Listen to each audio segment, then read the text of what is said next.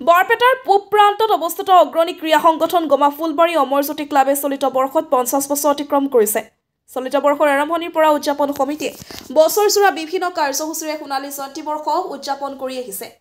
সোণালী জয়ন্তী বৰ্ষ উদযাপনৰ সামৰণি অনুষ্ঠান অহা 22, 23, 24 আৰু 25 ডিচেম্বৰলৈকে 4 দিনীয়া বৰ্ণাঢ্য কাৰ্যসূচীৰে মহম্মদ আলী মাৰফত আলী সমন্বয় ক্ষেত্ৰ অনুষ্ঠিত কৰিবলৈ চুচা কৰা হৈছে। অনুষ্ঠানটি বাৰেবৰণীয়া সাংস্কৃতিক শোভাযাত্ৰা, বৃক্ষৰোপণ, বৰপেটা জিলাৰ বিভিন্ন শৈক্ষিক প্ৰতিষ্ঠানসমূহৰ বিজ্ঞান প্ৰদৰ্শন, পৰম্পৰাগত খাদ্য প্ৰদৰ্শনী, পৰম্পৰাগত বিলুপ্তপ্ৰায় সা-সঁজুলি প্ৰদৰ্শনী, ক্লাবৰ স্মৃতিদাপন, সাম্প্ৰতিক সময়ত চৰ্চিত বিষয়ৰ ওপৰত আলোচনা চক্ৰ, অসম ভিত্তিত মুকলি তৰ্ক, কুইজ, মাৰাথন দৌৰ, বিদ্যালয়সমূহৰ ছাত্ৰ-ছাত্ৰীৰ সাংস্কৃতিক প্ৰতিভা দৰ্শন, বাণিজ্য মেলা, ৰাজ্য আৰু বহিৰাজ্যৰ শিল্পীৰ সংগীত অনুষ্ঠান আদি কাৰ্যক্ৰমণিকাৰে অনুষ্ঠিত কৰিবলৈ প্ৰস্তুতি চলাই থকা হৈছে।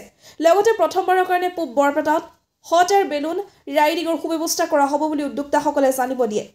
সোণালী বৰ্ষ উদযাপনৰ উপলক্ষে শৈক্ষিক অনুষ্ঠান, বৈঠক মহলৰ লগতে সমাজকৰ্মী বিশিষ্ট ব্যক্তিসকলৰ উপস্থিতিত লগতে এক গাম্ভীৰ্যপূৰ্ণ পৰিৱেশত অনুষ্ঠানৰ সামৰণি পৰিব বুলি মন্তব্য প্ৰদান কৰে উদযাপন সমিতিয়ে।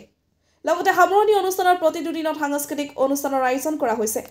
বৰপেটা চেঙাৰ পৰা লচিত বায়নৰ report, north east frontier news.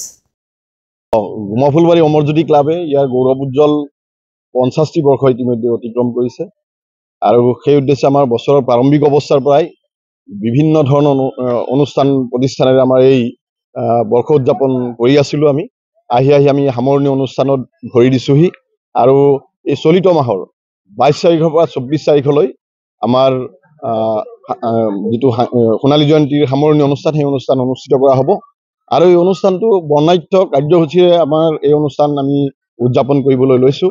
বিশেষকৈ প্ৰথম দিনটোৰে পৰা বাৰেবৰণীয়া সাংস্কৃতিক শোভাযাত্ৰাৰ যোগেদি আমাৰ এই অনুষ্ঠানটোৰ শুভাৰম্ভ হ'ব আৰু যিহেতু 4 দিনীয়া অনুষ্ঠান থাকিব, এই 4 দিনতে আমাৰ বিভিন্ন ধৰণৰ বিশেষকৈ আমাৰ সাংস্কৃতিক অনুষ্ঠানৰ উপৰিও অন্যান্য বৈদিক কিছু হয়তো অনুষ্ঠান আমাৰ সংলগ্ন থাকিব।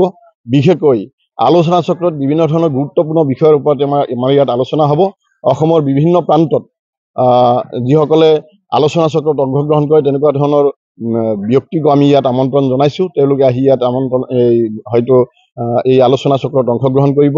বিশেষকৈ আমি আৰু এটা খুব গুৰুত্বপূৰ্ণ বিষয় ইয়াত সংলগ্ন কৰিছোঁ যে আমাৰ বৰপেটা জিলাৰ বিভিন্ন ধৰণৰ শৈক্ষিক প্ৰতিষ্ঠানৰ পৰা আহি আমাৰ ইয়াত যিটো বিজ্ঞান প্ৰদৰ্শনীৰ যি প্ৰতিযোগিতা থাকিব তাতে তেওঁলোকে অংশগ্ৰহণ কৰিব আৰু যাৰ বাবে আমাৰ জিলাখনৰ বিভিন্ন প্ৰান্তৰ স্কুল কলেজৰ পৰা আমাৰ ইয়াত প্ৰতিযোগী ইয়াত আহিব আৰু বিশেষকৈ আমাৰ ইয়াত আৰু কিছু গুৰুত্বপূৰ্ণ আমি অনুষ্ঠান ৰাখিছোঁ, যেনেকৈ আমাৰ সাংস্কৃতিক যিটো অনুষ্ঠান থাকিব, প্ৰত্যেক দিনে আমাৰ সামৰণি অনুষ্ঠানত সাংস্কৃতিক অনুষ্ঠান থাকিব আৰু আমি ৰাজ্য আৰু বহিৰাজ্য বিভিন্ন ঠাইৰ পৰা আমি ইয়াত শিল্পী আমন্ত্ৰণ কৰি আনিছোঁ। তেওঁলোকে ইয়াত হয়তো গীত পৰিৱেশন কৰিব। অঞ্চলৰ বিভিন্ন লোকসকলক আমি অনুৰোধ জনাইছোঁ তেওঁলোকে যাতে এই অনুষ্ঠানটো লৈ আহি হট বেলুন ৰাইডিঙৰ পৰা আৰম্ভ কৰি বিভিন্ন অনুষ্ঠানত যাতে তেওঁলোকে উপভোগ কৰে আৰু তেওঁলোকে নিজে যাতে ইয়াত অংশগ্ৰহণ কৰে তাৰ কাৰণে আমি আহ্বান জনাইছোঁ।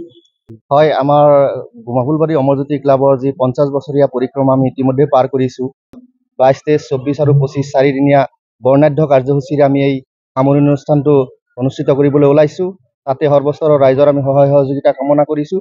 লগতে আমাৰ ইয়াতে যি প্ৰতিযোগিতামূলক অনুষ্ঠানবিলাক হ'ব, যেনেকুৱাকৈ তৰ্ক প্ৰতিযোগিতা, তাৰ লগতে আমাৰ যেনেকৈ চিত্ৰাংকন প্ৰতিযোগিতা আৰু বিভিন্ন ধৰণৰ তেনেকুৱা প্ৰতিযোগিতা থাকিব। বিশেষকৈ আমাৰ প্ৰচাৰ বিভাগৰ সভাপতি ইতিমধ্যে কৈছে যে আমাৰ ইয়াতে বিশেষকৈ আমি খুব ধুনীয়াকৈ বিজ্ঞান প্ৰদৰ্শনী অনুষ্ঠিত কৰিবলৈ ওলাইছোঁ। আমাৰ বৰপেটা জিলা ভিত্তিত যি বিজ্ঞান প্ৰদৰ্শনী হ'ব তাতে বিভিন্ন স্কুলক ইতিমধ্যে আমি আমন্ত্ৰণ জনাইছোঁ। তেওঁলোকে তেওঁলোকৰ মডেলবিলাক লৈ আহিব, ইয়াতে প্ৰতিযোগিতামূলক প্ৰদৰ্শনীটো হ'ব আৰু এই প্ৰতিযোগিতাত আমি প্ৰাইজ মানিৰ ব্যৱস্থাও ৰাখিছোঁ। যিখিনি আমি প্ৰতিযোগিতা কৰিম, যেনেকৈ ধৰক হাফ মাৰাথন দৌৰ প্ৰতিযোগিতা এদিনাখন আমাৰ থাকিব, এনেকুৱাকৈ প্ৰতিযোগিতাবিলাক থাকিব। লগতে আমি আৰু এটা আমাৰ সংস্কৃতিৰ লগত সংলগ্ন ৰাখি আৰু খাদ্য মেলাৰো এটা আয়োজন কৰিছোঁ।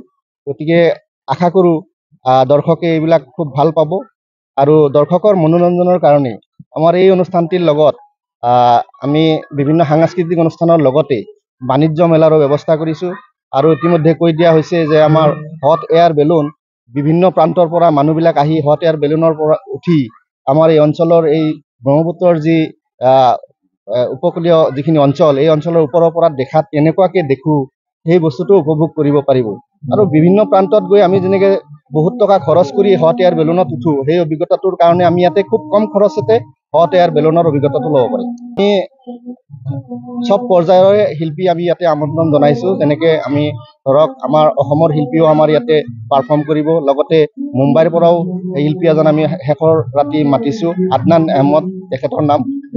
এনেকুৱাকৈ আমি সাংস্কৃতিকৰ লগতে গোটেইখিনি আমি সামৰি লৈছোঁ।